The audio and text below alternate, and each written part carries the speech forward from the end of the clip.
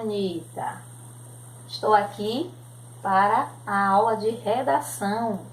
O que é que a gente vai ver hoje? O modelo da redação, estrutura do Enem. Você já sabe que já saiu aí o edital, né? Dá uma olhadinha lá. E tem duas opções para vocês se inscreverem. A versão escrita e a versão digital. Então fiquem à vontade, aquilo que for melhor para vocês. E se preparem. Essa quarentena também é uma preparação. Então a prova não mudou, vai continuar. E vocês têm essa oportunidade aí de vocês estarem se preparando, se informando para poder fazer uma boa prova. Então a gente vai ver essa estrutura e essa aula contempla o ensino médio todo, primeiro, segundo e terceiro ano. Então a gente vai iniciar com a introdução. Então na introdução vocês vão apresentar o tema que vai ser discutido e também o ponto de vista que vai ser defendido por vocês. Então, essa introdução vai corresponder ao primeiro parágrafo e vai de 4 a 6 linhas, mais ou menos, para vocês redigirem essa introdução. E nela, você vai apresentar o tema e também o seu ponto de vista. Ao lado, nós temos alguns conectivos e termos relevantes que vocês podem utilizar para iniciar a introdução de vocês, para iniciar o texto, né? Porque às vezes pinta aquela dúvida, como é que eu vou iniciar, o que é que eu vou usar, como é que eu começo, entendeu? Ali tem alguns conectivos que podem servir de base. Então, ao fazer uma análise da sociedade, muito se tem discutido acerca diante de tal problemática, exemplifica, cite o autor, você vai dizer quem é que está exemplificando. No limiar do contexto histórico, cite a época, você tem que colocar. Ao analisar o panorama atual, percebe-se, pode-se afirmar que, em razão de, cite o culpado pela problemática ou pelo tema.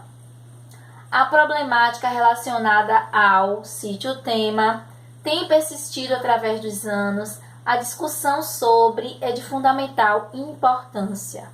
Então, o termo, por exemplo, que nem algumas vezes a gente quer utilizar como atualmente, né? Porque é um termo que se renova sempre. Toda vez que for ler, vai pensar que é naquele exato momento. Então, a gente não deve começar, a não ser que nem no caso tem ali. No limiar do contexto histórico, você tem que citar a época, citar o ano em que estamos, que aí não vai ter essa ideia de que é o momento presente. Tudo bem? Então, aí é a introdução. Saindo da introdução, a gente vai para o desenvolvimento, que corresponde a 2 parágrafos. Então, nós temos 2 desenvolvimentos, o 1 e o 2. Então, esses desenvolvimentos, eles vão apresentar fatos e argumentos que vão sustentar, defender o ponto de vista. Então, é nesse momento aí que vocês vão sustentar o que vocês disseram na introdução, que vocês apresentaram na introdução. Então, vocês têm que ter argumentos, vocês têm que escolher muito bem os termos que vocês vão utilizar, as palavras, né, para que o texto de vocês fique claro, né, e que as pessoas possam compreender o que é que vocês estão pretendendo com aquele texto. Então, no primeiro parágrafo, por exemplo, você vai questionar, refletir, justificar a tese levantada. É importante selecionar bem os argumentos e a ordem que vão aparecer. Além disso, é preciso tomar cuidado com a extensão e com a quantidade de argumentos. Então, você não pode colocar argumento que ultrapasse, né, a quantidade máxima de linhas, 30 linhas. Então, vocês têm que prestar atenção para não exceder esse limite aí. Então, tem que selecionar, organizar, pensar direitinho, ler, reler, para ver se está tudo coerente, se está tudo certinho, se vocês não vão se perder nessa questão da quantidade de linhas. E ter um foco. Se você tem um tema, você tem que ficar naquele tema, focar no tema para não se desviar para outros temas que não tem nada a ver com aquilo que foi pedido. Então tem que ler também a questão da proposta que está sendo pedida, com atenção, com cuidado, para você seguir aquela linha ali, entendeu? E selecionar as palavras, viu, gente? Seleciona. Para isso você tem que ter informação. Se você não tiver informação, você não vai conseguir colocar nada no papel. O desenvolvimento 1, desculpa aí, nós temos esses conectivos aí. Mormente é importante ressaltar que, em princípio, em primeiro plano, por um lado, em primeira análise, a princípio, convém ressaltar em primeiro plano. Em primeiro lugar, é válido reconhecer como o panorama supracitado é responsável. O importante aspecto deve ser discutido a respeito de... Deve-se pontuar primeiramente que, quanto ao primeiro item, é fundamental. Aí para o desenvolvimento 1.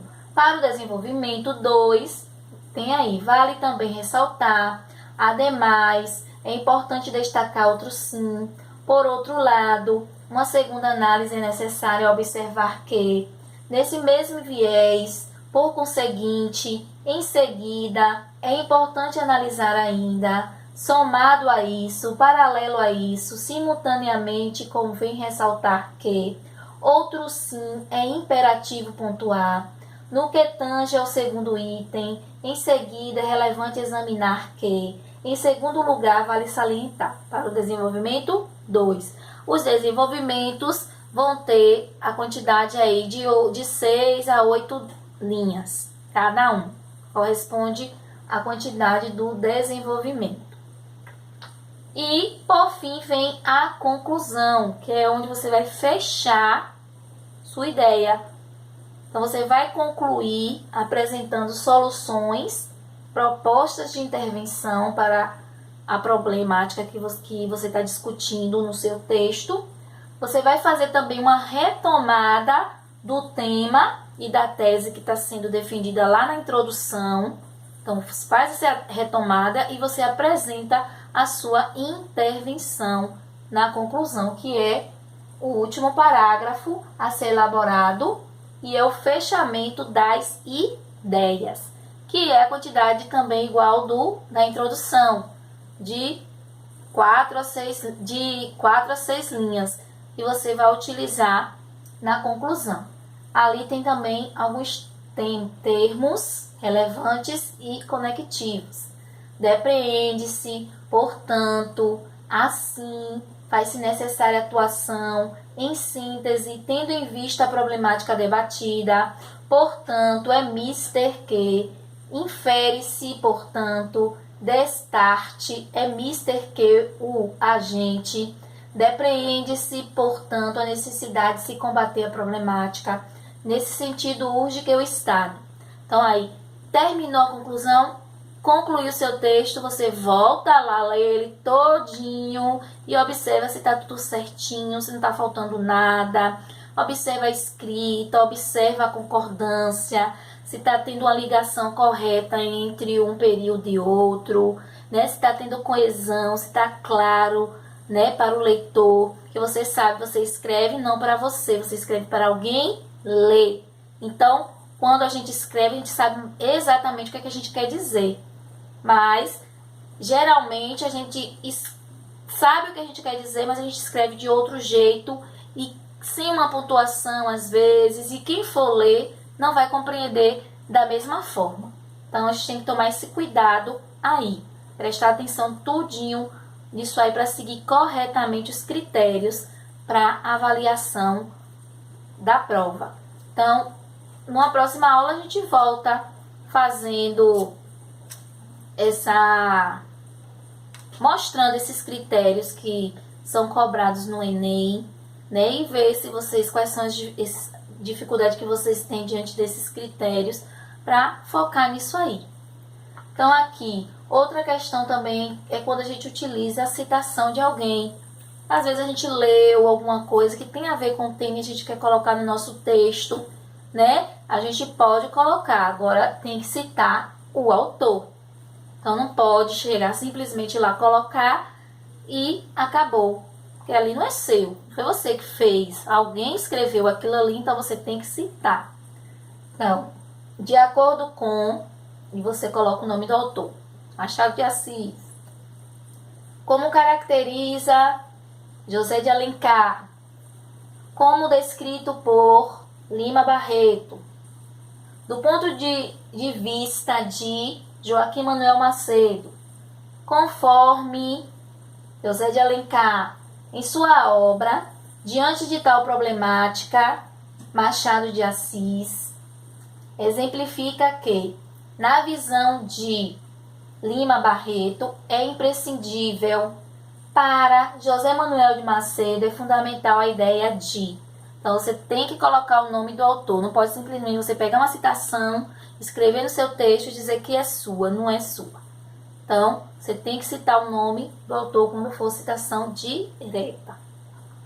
E tema da semana: a importância da empatia em um cenário de doenças e isolamento social.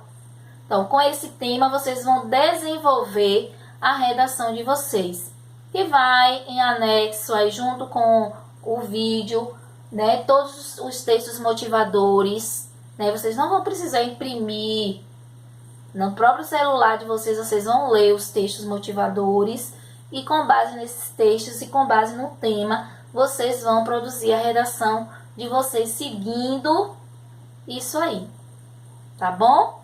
E vocês vão copiar e escrever no caderno de vocês de redação, né? Acredito que tem, no segundo ano, tem alguns cadernos que estão na minha mão. Vocês, se tiverem algum tempinho, pode passar na escola e pedir, tá lá no armário. E, se não, vocês podem escrever no caderno de vocês mesmo, de matéria, e depois vocês passam, né? E depois que eu fizer a correção. Tudo bem? Um beijo no coração de vocês. Se dediquem. Faça as atividades, aproveite esse tempinho para estudar e focar no estudo, que é algo de suma importância. Não esqueçam disso, viu? Um beijo e até a próxima.